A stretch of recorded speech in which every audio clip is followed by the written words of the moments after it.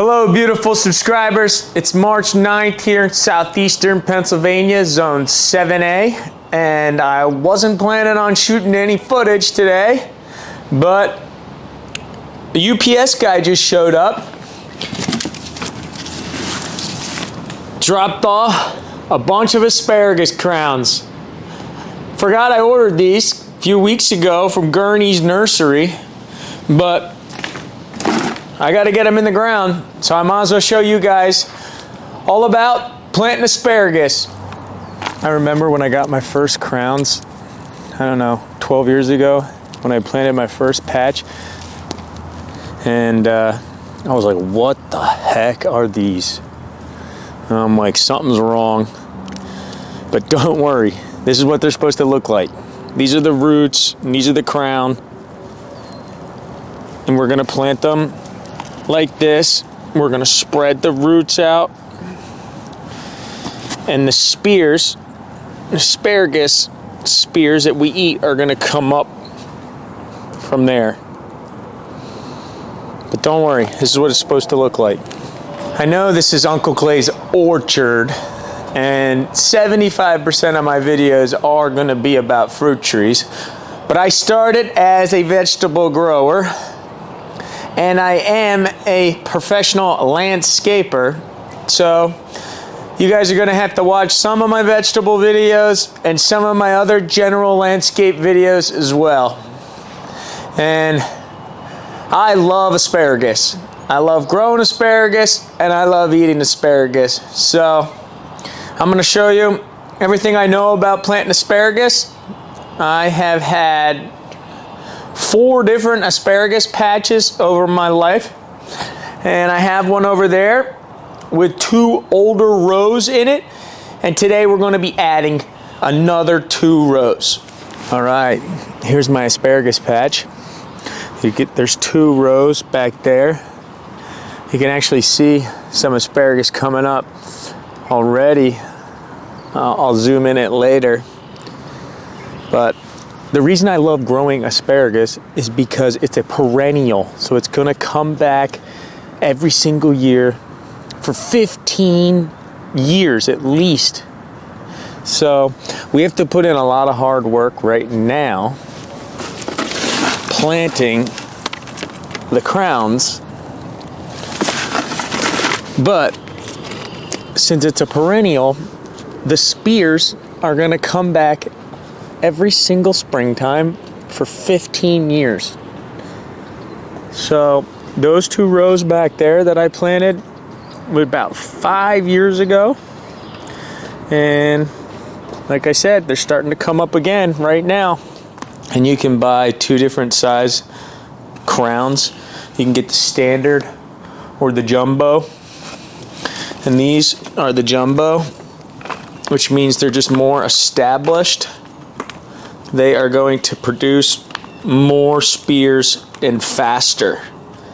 A standard would be like a quarter of this, maybe half of this you would get in the standard.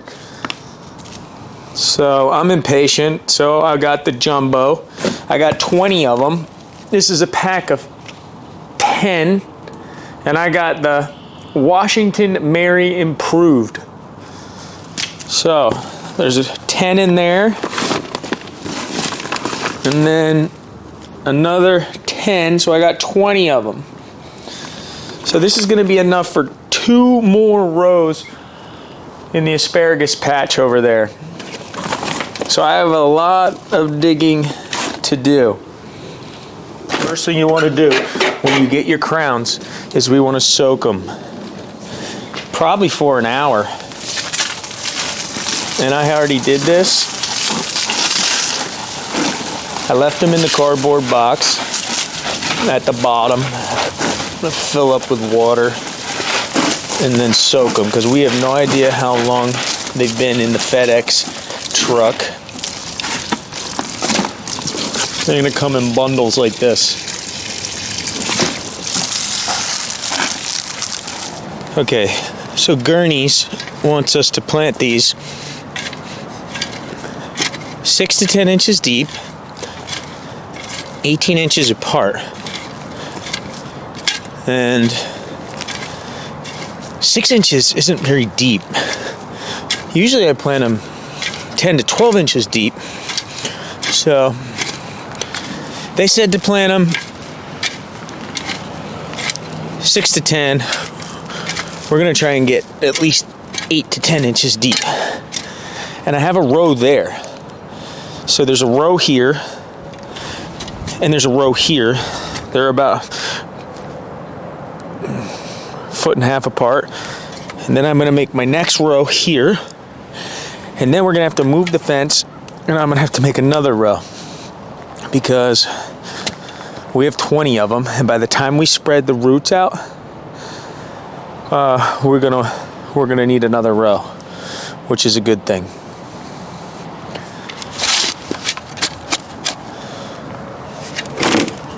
Because you have to take so much dirt out of here, I like to throw it in the wheelbarrow because it all has to go back in here on top, or at least most of it. So if I throw it up on my other plants, it'll be a problem.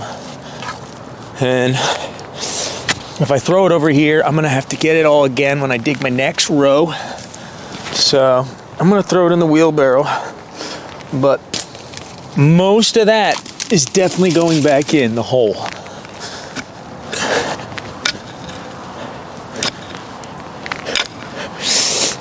Okay, the variety I've got is Mary Washington Improved. You can grow these in zones 3 through 8. They get 4 feet high, like most asparagus. They said they are the improved version of the original Mary Washington. They claim it has a better taste, tighter tips, and a longer cut time, or a longer harvest time. But regardless, I love asparagus so much. It doesn't matter what variety you plant. They all do well, and they all taste great. And because I got the jumbos, I'm gonna have to make the trenches wider than I normally would, because you guys saw how many roots there were. So I got the trench dug, and I like to leave a mound in the middle a little bit. See how I got it's a little bit higher in the middle of the mound? That way the crowns aren't sitting completely down in the water. And we're gonna take these, put them in there like this. We're gonna spread the roots out as much as we can.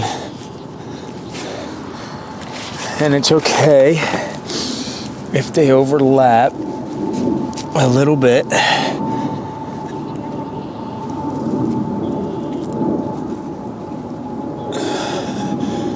Just like that, and we'll spread out the roots as much as possible. You see? But the crowns are sitting up a little bit higher on the mound. You see that? All right, that's 10. 10 of the jumbos. And really, that's probably overkill. I didn't need to get the jumbos to fill in the space that I had. You can see they're overlapped. The center of the crowns are about 10 to 12 inches apart, but the roots, I mean, could dig even bigger trenches. Wider trenches would probably be best. Okay, now the easy part. We're gonna backfill. You're gonna use about 75% the dirt that we took out, and then 25% some sort of organic matter. I have horse manure and bedding mixed together because I'm here on a horse farm, so I like to mix this in, but obviously most people won't have that, so organic matter would be like find the oldest mulch bed on your property and dig down into the oldest mulch bed. And you get down there and the layer right where the dirt starts and there's still a little bit of mulch, this is just packed full of organic matter. This is decomposing mulch. It's all right if you have some mulch in there as well. I mean, this is great stuff as well. Find the oldest mulch bed on your property and dig down and steal some of that. All right, I want to steal some organic matter. So this is an old mulch bed. We get down in here. This mulch has been decomposing, turning into soil for years now. So we're gonna take that top layer of dirt,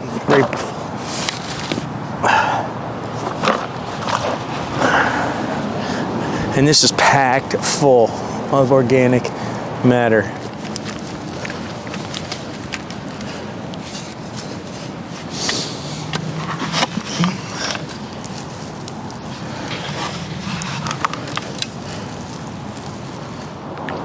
I just threw the organic matter in there on top, and you can see the difference in the color.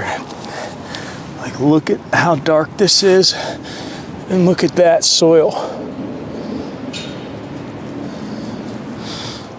I'm about halfway done filling up the trench, and I like to water it in, especially because I got them in the mail. I have no idea how long they were in the truck, and I don't see any rain in the next 5 days. So I wish I had a hose out here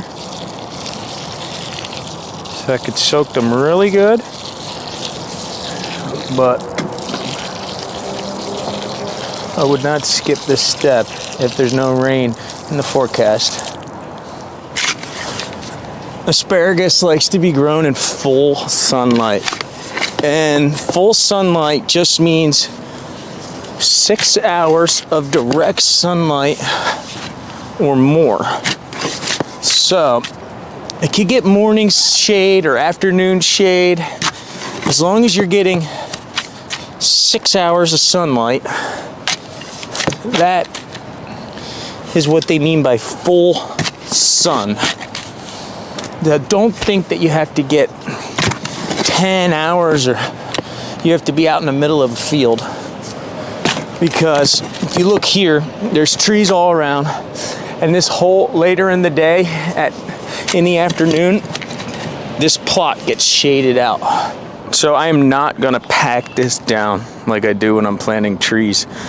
This is going to settle over the next couple weeks as it rains, and then I'll come back in and put a nice layer of mulch on top. So this row's done.